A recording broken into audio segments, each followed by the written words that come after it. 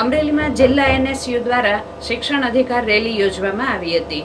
NSUI દ્વારા ઉચ્ચ કક્ષાએથી જાહેર થયેલા કાર્યક્રમ મુજબ અમરેલીમાં શિક્ષણ અધિકાર રેલી યોજવામાં આવી હતી।